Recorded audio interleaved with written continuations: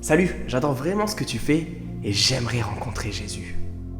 Ceci est un message que j'ai reçu il y a plusieurs semaines et en fait j'avais envie de faire une vidéo pour répondre à cette question. Salut à tous la famille, c'est Alexandre, j'espère que vous allez tous bien. Aujourd'hui je suis heureux de vous retrouver pour répondre à cette question: comment rencontrer Jésus? Cette question qu'on s'est déjà tous posée avant qu'on donne notre vie au Seigneur, ou c'est peut-être toi actuellement qui est en train de faire ton petit cheminement et qui se pose ces questions. Je sais que pour ma part, quand j'ai commencé à m'intéresser à la foi chrétienne, j'avais plein de questions qui fusaient dans ma tête et je n'avais pas forcément les réponses que je voulais avoir. C'est donc pour ça qu'aujourd'hui je propose cette vidéo. Je ne voyais pas l'intérêt en fait de continuer à faire des vidéos pour encourager les gens, pour parler de la Bible si tu n'as pas rencontré Jésus. Les personnes qui s'attendaient à ce que je donne une checklist en fait pour rencontrer Jésus, malheureusement ça ne marchera pas. Chaque rencontre, chaque témoignage, chaque transformation est unique. Ce n'est pas un mode d'emploi du style il faut que je prie tous les matins à 6h30, il faut que je fasse un jeûne la 3e semaine de novembre, il faut que tu payes ta dîme avant de rentrer à l'église. Non, heureusement ça se passe pas comme ça. Chaque rencontre est unique. J'ai tout de même une bonne nouvelle pour toi. Si tu t'intéresses à lui, alors c'est déjà le début de ta rencontre. Je crois de tout cœur, quand nos regards en fait se tournent vers le Christ, il y a un déclic qui se fait à l'intérieur de nous. Comprenez-le, en fait, je ne serais pas là aujourd'hui pour vous témoigner de ma rencontre avec Jésus s'il n'y avait pas eu ce déclic à l'intérieur de moi. Certes, c'est vrai, on m'a parlé de l'évangile, de l'existence de Jésus avant que je donne ma vie au Seigneur, mais comprenez-le, s'il n'y avait pas eu ce déclic à l'intérieur de moi, alors je n'aurais pas pu aller plus loin. J'aimerais commencer, si vous me le permettez, à répondre à cette première question.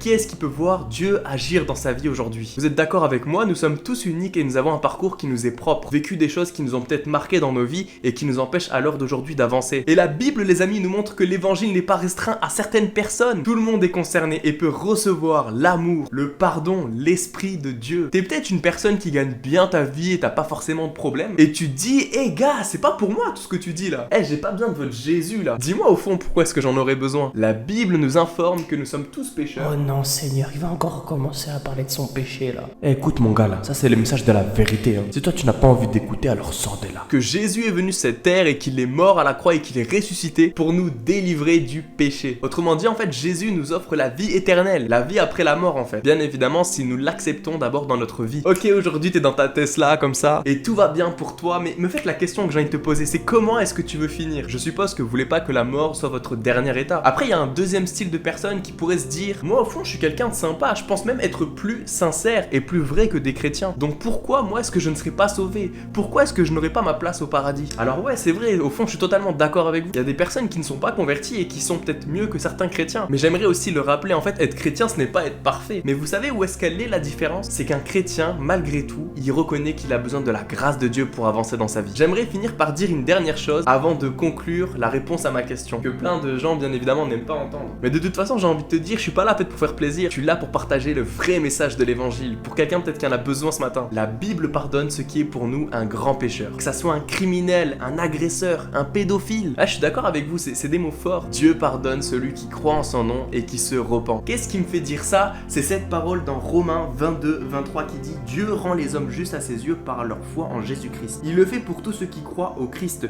car il n'y a pas de différence entre eux. Tous sont péchés et sont privés de la présence glorieuse de Dieu. La Bible nous dit aussi, les amis, que le seul péché qui n'est pas pardonnable, c'est celui contre le Saint-Esprit. Et c'est ça, j'ai envie de vous dire, qui rend le message de l'évangile unique. Dieu pardonne celui que personne ici-bas pourrait pardonner. Il y a encore de l'espérance pour celle ou celui qui n'avait plus d'espoir. Et j'aimerais maintenant répondre à cette deuxième question. Comment se fait-il que nous n'expérimentons pas tous cet amour de Dieu? C'est vrai ça, en fait, d'un côté on pourrait se dire: mais si Dieu existe et qui s'intéresse à chacun d'entre nous, alors qu'est-ce qui ne va pas chez moi? Pourquoi certains vivent une relation de ouf avec lui et pas moi? La simple réalité en fait, c'est que souvent nous ne cherchons pas Dieu, ou bien nous attendons d'être dans la détresse pour faire appel à lui. C'est vrai, en fait, je rigole pas, il y en a qui pensent que Dieu est un médicament. Je viens à lui quand ça va pas et puis quand tout va bien, hop, je l'oublie. Je lisais une étude il y a quelques semaines qui disait en fait que les gens réfléchissaient plus au sens de la vie quand ils commençaient à avoir des rides sur le visage.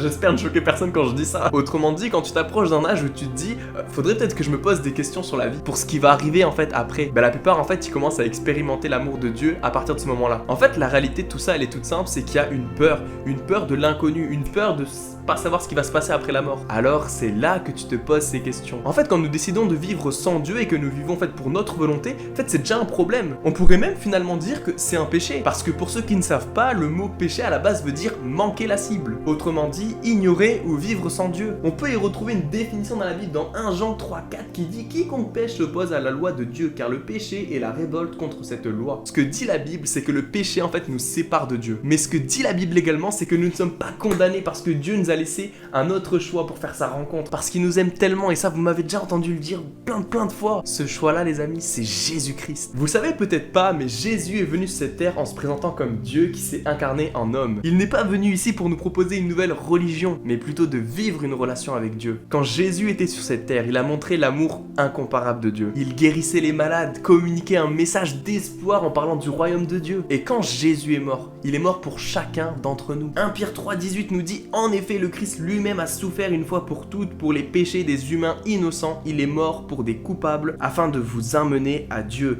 Il a été mis à mort dans son corps humain, mais il a été rendu à la vie par le Saint-Esprit. Tout ce que je vous dis, en fait, c'est des choses que j'ai vues dans la parole de Dieu. Vous pouvez le vérifier par vous-même, même si vous n'avez pas de Bible à la maison. Il y a des sites en ligne où tu as la Bible, Top Bible par exemple. Et maintenant, j'arrive à ma conclusion pour répondre à la question de base qui était: comment rencontrer Jésus? Le verset que je viens de vous lire, en fait, il résume la pensée de cette vidéo. Jésus est mort dans son corps humain il y a pratiquement 2000 ans, mais il agit toujours aujourd'hui en 2021, car il a été rendu à la vie par le Saint-Esprit. Qu'est-ce que ça veut dire ça en fait? Quand Jésus était sur cette terre, tout ce qu'il a dit, promis, il a accompli. Il est donc digne de confiance. Et avant de partir, il nous a dit: je vous ai dit cela pendant que je suis encore avec vous. Celui qui doit vous venir en aide, le Saint-Esprit que le Père enverra en mon nom, vous enseignera tout et vous rappellera tout ce que je vous ai dit. Et quelques versets avant, on retrouvera cette pépite qui est pour moi la clé pour rencontrer Jésus. Dans peu de temps, le monde ne me verra plus, mais vous ne me verrez, parce que je vis et que vous vivrez aussi. Ce jour-là, vous comprendrez que je vis uni à mon Père et que vous êtes unis à moi et moi à vous. Celui qui retient mes commandements et leur obéit, voilà celui qui m'aime. Mon Père aimera celui qui m'aime et je l'aimerai aussi et je me montrerai à lui. Il y a également cette parole dans le livre de Marc où Jésus nous invite à le suivre. Si quelqu'un veut venir après moi, qu'il me suive. Qu'on s'entende bien les amis, suivre Jésus en fait c'est une façon de parler. Jésus, vous en doutez bien, il n'est plus sur cette terre, donc nous ne pouvons pas le suivre physiquement. Suivre Jésus en fait ça consiste à imiter sa personne, son caractère, ses œuvres. C'est suivre son exemple, pardonner à ceux qui nous font du mal, accepter le mépris, le rejet et même le jugement des autres sans se révolter. C'est être humble et ce n'est pas aussi d'aimer Dieu quand seulement tout va bien. C'est aussi l'aimer quand tout va mal, quand les jours sont sombres. Pour celui ou celle qui souhaite le rencontrer, c'est tout à fait simple et possible. Pas besoin de faire 1000 bonnes choses pour mériter l'amour de Dieu. C'est une grâce, un cadeau immérité que Dieu nous fait. Cet amour se reçoit et s'accueille tout simplement au travers de la prière. Prier en fait c'est tout simplement parler à Dieu comme nous le faisons en fait avec quelqu'un d'autre, avec sincérité et honnêteté. Si vous avez sincèrement demandé à Dieu de venir vivre en vous, votre relation personnelle avec lui a commencé. Vous venez de rencontrer Dieu et il va vous aider à mieux le connaître maintenant. J'espère qu'en tout cas cette vidéo vous a fait plaisir les amis, qu'elle vous a éclairé sur le sujet et que vous avez pu avoir des réponses. Je parlais de la prière il y a quelques secondes, mais il y a aussi la lecture de la parole qui est importante en fait pour découvrir et rencontrer Dieu. Donc n'hésitez pas à vous procurer une Bible, ou vous avez l'application Top Bible que je recommande parce qu'elle est super bien. Ça permet de lire sur son téléphone. Et oui les amis, yes, on peut lire de la Bible sur le téléphone. Si la vidéo vous a encouragé, vraiment faites-le moi savoir dans les commentaires, c'est super important. Mettez-moi un petit pouce bleu juste en bas là pour me soutenir. Soyez tous bénis et à la prochaine. Bye bye.